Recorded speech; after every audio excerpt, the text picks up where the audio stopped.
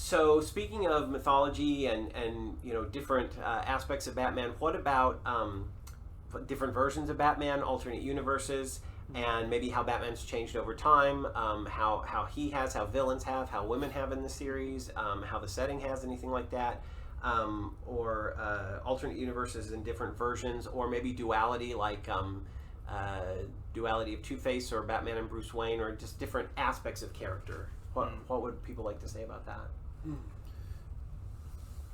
Yes, I definitely think that the way we see like the Batman, different Batman media shift reflects different there's very distinct themes or there's an atmosphere that certain Batman media tries to evoke over time. Originally, Batman's first appearance was in Detective Comics number 27 in 1939, and so it had originally Batman had this very gritty noir feel to him, where he was a detective. He dressed like a bat, but he was a detective. And then around the 60s, we started to see a shift, and that's when we got, Adam West Batman, who they shied very heavily away from the gritty noir atmosphere of older Batman, and Adam West Batman was very campy, very no one ever died on screen, I don't think, in that show. It was very it marketed much more towards children, and then it was around Tim Burton took the more original portrayal, but then added the classic Tim Burton feel of a much more gothic noir feel to it. And looking at the continuum of humor and having it kind of peak with the Adam West Batman, then we were talking the other day about how you eventually have Christian Bale, who's a lot darker and grittier Batman, and between the Adam West and Bale, you have Michael Keaton, who has some humor, but not as much as the Adam West portrayal. And one thing I was thinking of the difference between, say, Tim Burton, that series, and then we jump ahead to Christopher Nolan. It's you could take those three films and take Batman out. It could be anyone, because it's more, you get the puzzles that he always has in his films. It does feel like a detective story, especially The Dark Knight. When he goes to Japan, he kidnaps the guy, and there's this whole story, the questions of, it's more like moral questions. You have this whole big scheme the Joker has, and it's that is just a straight up detective story, where you have a very twisted villain, the psychological thriller type thing going on, but he fits it into the Batman world and with those characters. And from what I understand of the trailer for the Batman movie that's supposed to be out next week, or next year, unfortunately, next year, not I wish it was next week. Right, me too. It looks like they're going back to a little bit more of an investigator Batman, especially because the Riddler is prominently featured in that movie, so we may be returning to that as well. And a lot of the questions of morality, it seems like as time goes on, those moral questions come out more and more about Batman's character, things like that, and I think that's going to happen in the newer Batman movie, the one that's coming up. I think we see more of Batman as the detective in the Christopher Nolans. Because I do too. I think we're moving more in that direction. It's more of a detective. It's more nitty gritty. There's a little bit of fun here and there, but not much. You have with gangsters. I was honestly disappointed with the Harvey Dent arc, because it's he's there, he's made, he dead. Well, he has a lot more oomph in other movies and the shows, but it's now he's dead. What do we do now? A big part of the original Batman, the animated series, from what I remember, is Batman's whole drive to help all of the people in his rogues gallery, but Harvey most of all, because he was a friend. In was the 1989 where Harvey was. God, was he the black? Yeah, he was the black guy. He was. He was there, but wasn't there, and then he portrayed Harvey Dent a lot better than the Christopher Nolan Harvey Dent, because it was just Aaron Eckhart. Aaron Eckhart, and that one just sank it. Yeah. And not in the good way. And I also think there's been this shift where, like, in some stories you have a much more focus. Usually the ones marketed more towards a younger audience, you have this focus on, like, the cool gadgets that Batman has. Yeah. It's like, you know, he's just this like tough crime fighter. It's really cool. But then you also have the side of Batman that I am personally much more interested in, which is like the psychological storytelling and delving into the the mentality of Bruce Wayne. Yeah, like the Batman Unlimited. Even some of the Lego ones, they're amusing to watch, but they're kind of like extended toy commercials. And I like the comics and animated movies and live action movies that do focus more on ethics and morality. Yes. Yeah. And if I may, like the relationship that I really love watching, and I'm pretty sure you guys love watching too. Is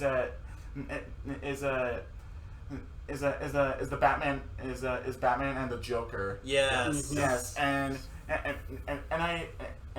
recently we started to like many other years ago, like Batman is like this detective guy, and Joker's like the main villain of everything. And recently, I noticed this change in the Lego Batman movie, where Joker like goes off, we're made for each other. You made me, that sort of thing, and that really sparks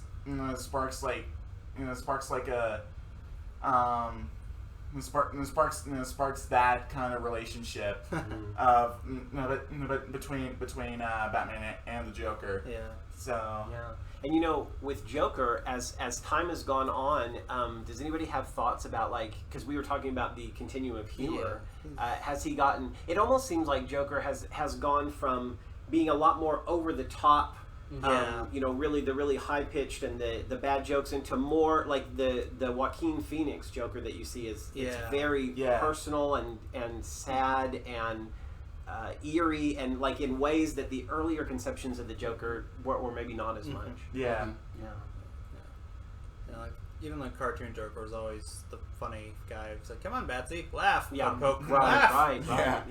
And at the end of the Killing Joke, it's like the whole point of that movie is to get Batman to laugh at a joke, and the movie doesn't end with like a fight or anything. It ends on the edge of that joke, and then we just go out from the movie. So that's very interesting to bring that focus on humor into that movie. 1989 Joker, I liked him because he wasn't that funny, but he's still funny. Is that the Jack Nicholson? Yeah, Jack Nicholson is the Joker. So it far, was Jack Nicholson. it was his movie. Yeah, I like in a lot of ways. I like the Dark Knight Joker, but then Heath's there, and like, okay, you're now my favorite Joker. Yeah, so he kind of took this. Yeah, see, I got reprimanded for liking him so well. How could you like him over Heath Ledger?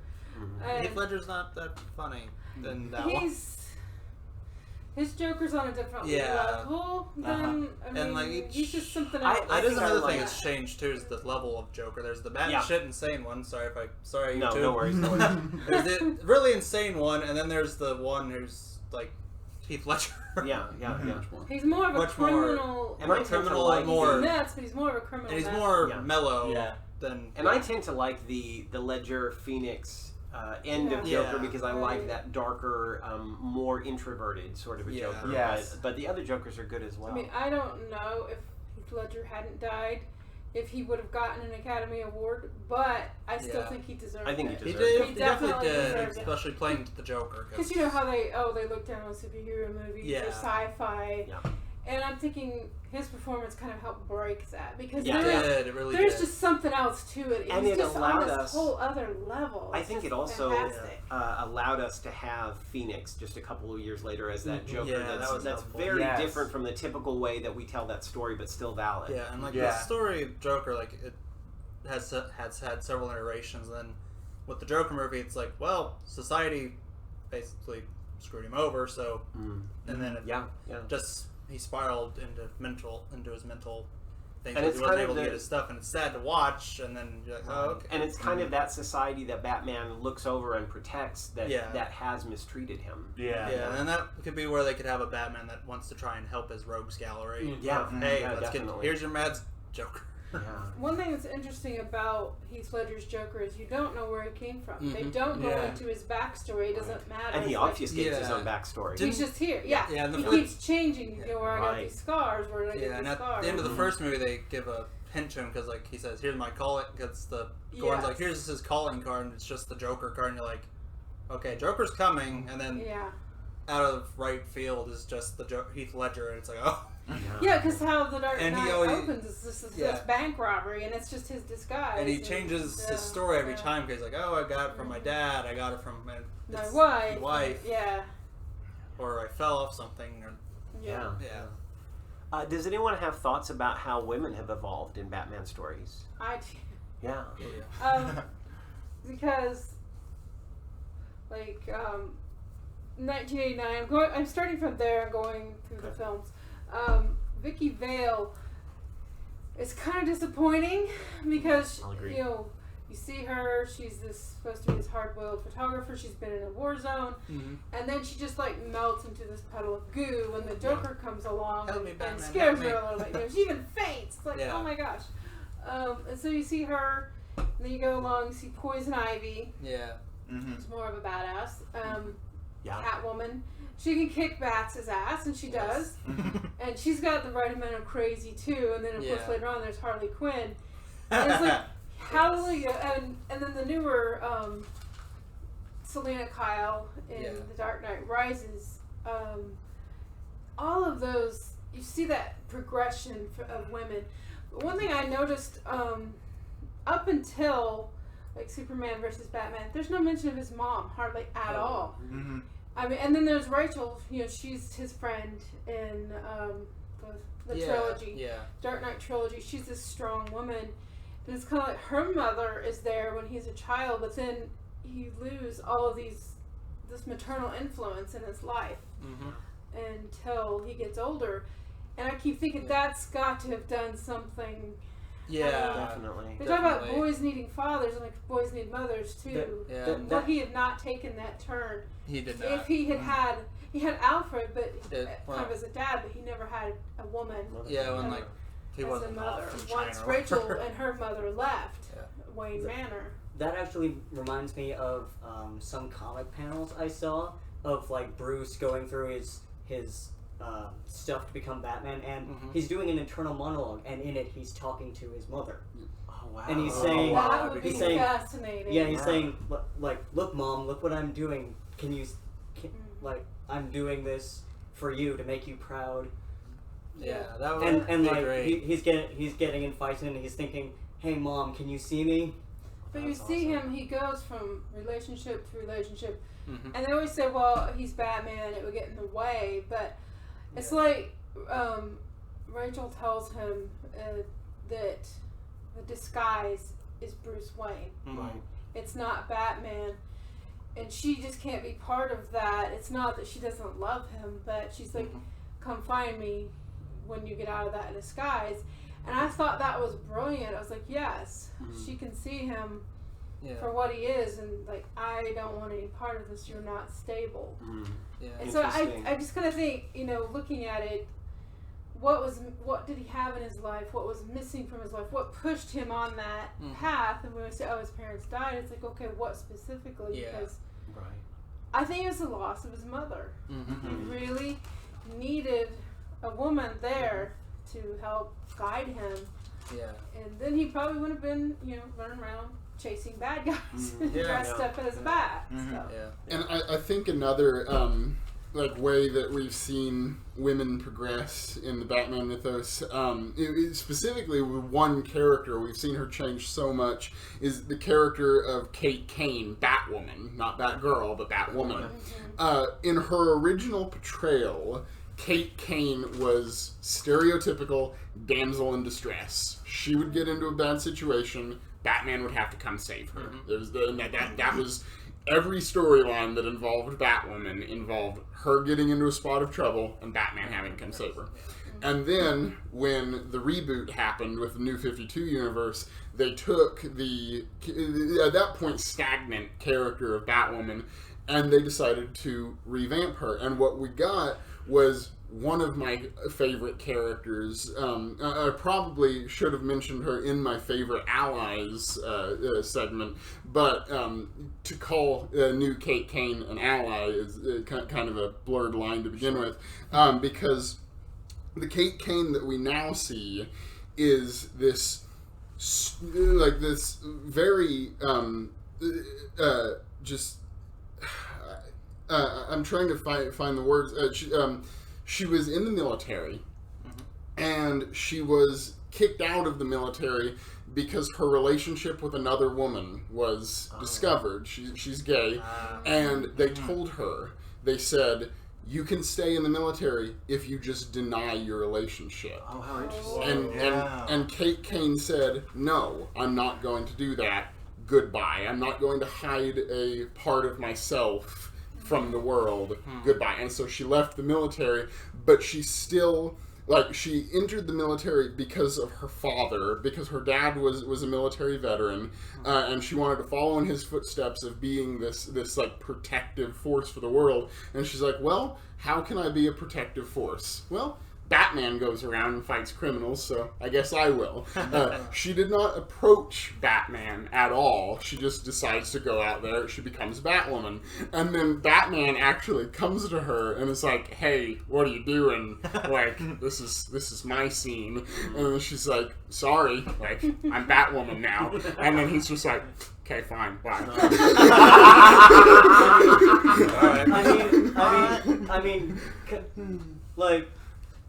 So, she's his cousin. She would have him on speed dial anytime and just be like, you know what, in the middle of your business meeting, I'm just going to rag on you about your vigilante doings the night before and how much it pissed me off that you caught the person I was aiming for, Bruce. Yes. Nice. Overall, though, I don't think very many of the Batman films would pass the Bechdel test. Yeah, it's true. There's hardly any women in... Especially Christopher Nolan's like, where's all the executives here at Wayne Enterprises? There's no women around. I mean, hardly at all. And it's kind of like, dang.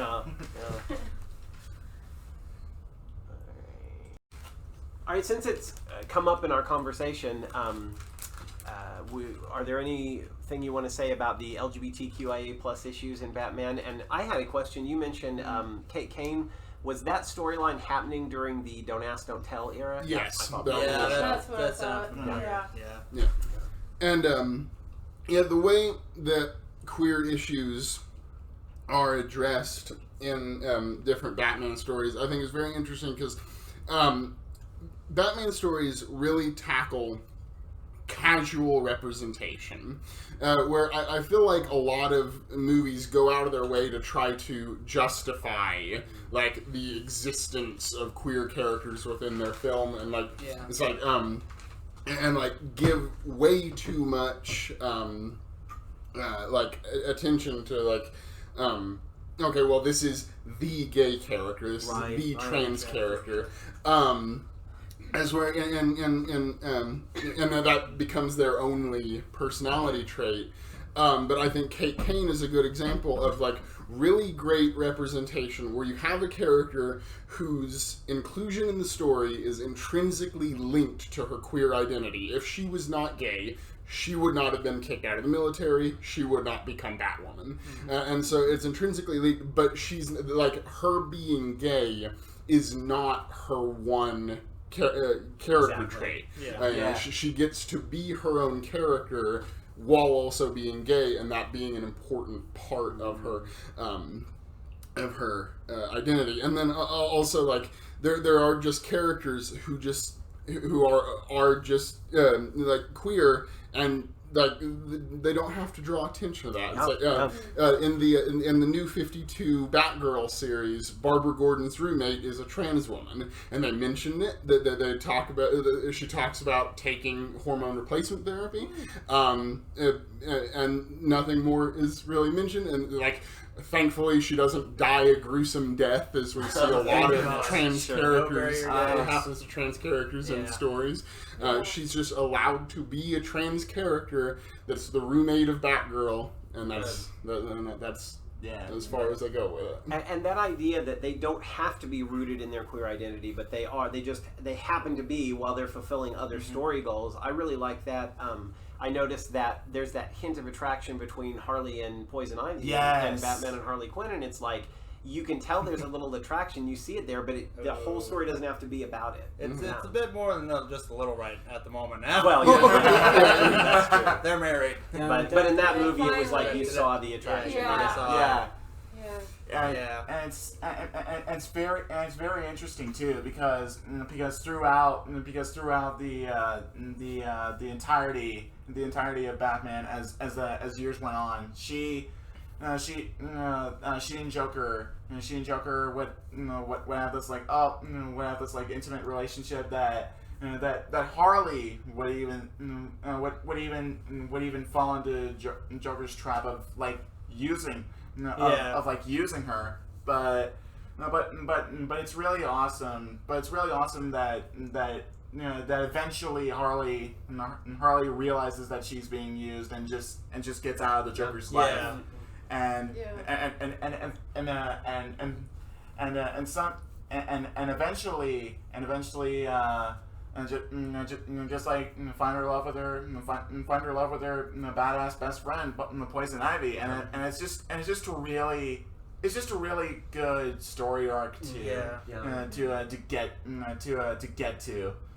And it's interesting to see at the end of Batman and Harley Quinn how Harley dissuades Poison Ivy from doing what she's doing because she cries because she has this emotional connection to her. Yes. And it kind of made me think about the relationship between Joker and Harley and how he's manipulative to her, but it seems more tender. It seems it's manipulative, but it seems also it's not on that sadistic level that it is with her and Joker. Yeah. As far as bi representation, that's canon by Selena Kyle. Right? Yeah. Sorry. And we missed the golden opportunity of moments with having Eartha Kitt be Catwoman and not having her confirmed as bi in that series. Oh, yeah. And I did want to bring up, I wondered what everyone else's thoughts on was like, every queer character, explicitly queer, like you can read obviously queer coding, people have been reading queer coding into Batman and Joker for a long time, but when it comes to like explicitly queer characters, as far as I know, the only ones are women. Only women are explicitly those are the only ones queer in the Batman mythos. I think that's quite interesting. Because you can't portray manly men, masculine men, being in love with other masculine men. Unfortunately, that's always been. Well, you can. I'd like to see. I mean, it. we you can. There was an article like, "Is Batman gay?" Yes. Right. It's like, if you want to see him as that, yeah, he is. If you don't, no, he's not, because that was like a big question about when he adopted Dick Grayson back in the comics. Right. Yeah. They slept in the same room, and there's things that kind of hint that he is.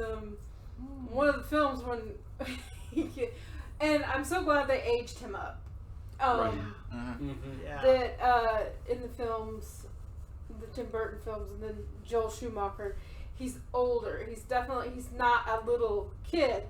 Because at the end, when he gets the Robin suit, and there's a little bulge there, and he kind of notices it, and it's like just a little hint of maybe, he's noticing you're good looking, and then Lego Batman. Oddly enough, there's the dynamic between Batman and the Joker, where he's like, "Tell me I'm your best enemy, I'm your enemy," and he won't do it, and so he goes to this extreme. And it's like this dynamic, they need each other, and I'm thinking, it's there, it's kind of under the surface. Actually, in one of the comics, it's told from like the Joker's perspective, and he talks about how like throughout their various lifetimes, Batman and him were lovers, and they keep reincarnating and fighting and blah blah blah. So do you guys think he should ever come out? Because I know a lot of people, they're like, oh, this character should come out. Or should they just leave it? In the Christopher Nolan films, like, whenever Joker's upside down, he's like basically pleading for his life. He's bad. He's like, "You need me." You need me. And there's also a quote from Batman in the animated series. Where Batman is like Batman's actually dead. And Joker is like finally feeling whole again, but then he starts to feel that there is this hole deep inside him, and he says something like crime is no punchline or something like that. And it would be cool to have a Batman. Yeah. Maybe they need to do an Into the Batverse. Yeah. Like they did Into the Spider-Verse. Marvel did. Right. Where it is possible. That would be great. But, I mean, I'm thinking because of... You can have like an attraction to somebody and have a relationship with them, but it's never physical. Yeah. Yes. Well, that seems to be sort of what's going on with bats. Homo-romantic. Yeah, but it's like it's there, but they never make it physical. Because I think there's all kinds of different forms of love. You don't actually have to be physical with someone to love them. And there's that antagonistic love that they seem to be involved in as well. Yes. And I think in terms of what was I gonna say? Like we all when we see ambiguously gay duo or something like that, like almost everyone that's watched Batman is like, oh yeah, I've thought of that before. That seems like something that we would. So it's like it's interesting. Your question of should he come out or should it remain ambiguous is something really interesting. And one of the things we associate with Batman is kind of like a lack of sexuality or refraining from sexuality. Yeah. Like in the beginning of Justice League Dark, John Constantine is like, thanks, you're such a cockblocker, Bats, about him and Zatanna. And it's like, that's how we kind of see him. So it's like, do we associate with him with homoeroticism because he is more refraining from sexuality and we are used to seeing it overt in our society? Or is it something else? Refraining because usually when heroes have a girlfriend or something, the villains usually target. Once they figure out, they're like, okay. Because in the old films, Batman's girlfriend's always getting captured, and Batman's like... I would be interested because I haven't seen like how far they get to in the comic. I think he does do it with Catwoman because in the comics, him and Selina are married now. Yeah, he doesn't Hush as well. So, but he could be bi. Or pan. Yeah, like a bi or pan Batman who has like, maybe some demisexual leanings. Yeah. Because it seems like he doesn't get physically intimate with someone unless they are emotionally close to him. That's true. Yes. Yeah, that's true. Good thought. We did see that in the Christopher Nolan films when he has the fling with Ra's al Ghul's daughter. Talia. He got close to her. Yeah. But then, I mean, that's also part of his Playboy cover. Yeah. He's got lots of girlfriends, but are they really his girlfriends? Exactly. He just, like, the ballerinas and different ones. And I was really surprised when I was a kid and I watched Batman 1989 that Vicky Vale, it's implied, I mean, they're wearing their clothes when they wake up in bed, but it's like, oh, and she says, I can't believe I slept with you. And I'm like, oh, wow, so he did, because I wasn't used to thinking of him in that way, because I've just seen him in the cartoons as a kid, but it's like, and it's kind of, does he not have relationships because he's emotionally stunted? Yes. It could be. Or because he's so protective. And he's protective and he doesn't want anybody hurt, that's close to him. Yes. I've always actually kind of thought about Joker kind of as asexual in a way. There is a lot to read into his seemingly romantic obsession with Batman, but beyond that, the Joker, especially when looking at his relationship with Harley Quinn, I never really see him as physically attracted to Harley Yeah. Quinn. Right. I see it Yes. Yes. as he sees her as a tool to use, Yes, and exactly what I she wants a relationship, and so he gives that relationship to her so that she is easier to manipulate. Yeah. I've never seen it as Joker actually being attracted to Harley Quinn. But he has that intensity toward Batman, and what is he trying to do? He's constantly trying to titillate Batman, you know? So, yeah, I can see that. Yeah. That's their version of sex. Right. Pretty much. And Yeah. I vaguely remember at some point during one of the Mark Hamill iterations of being the Joker, I think it was Batman the Animated Series, where he goes, "Oh, Brucey!" I need those bat nipples. And then, the Joker is constantly making sexual innuendos at Batman.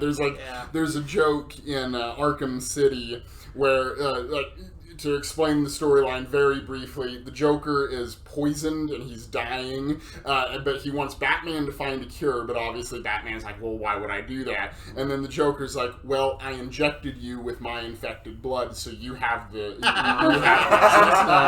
and then he looks at Batman... And you have syphilis. Joker looks at Batman and goes, now a little bit of me is inside of you. Wow. Isn't that what you've always wanted?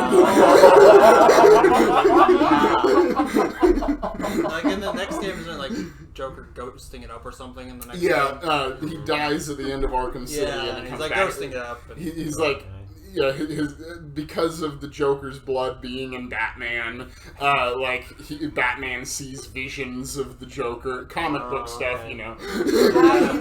I injected you. I love that. That's a great metaphor. Okay, that's not so ambiguous. Right. You injected him with what? oh no. And where? Yeah. And can I just say, the Batman nipples came about because the director was gay. So Yeah. Joel Schumacher was gay. God I love never him. knew that. Yeah, I didn't either. I have great respect for him. Why for couldn't they be Phantom of the Opera little and- mini and- missiles I think it should be like Joker's flower. They should shoot poison. Yeah. Or something like poison ivy. Just give him some acid or something. That's what Batman keeps his grappling hook. or shoot bat guano at people. If they ever make another Batman anime style, there should totally be a parody version where they make Batman one of those ecchi anime girls with the huge boobs, where it's just God. bad bazookas. Go.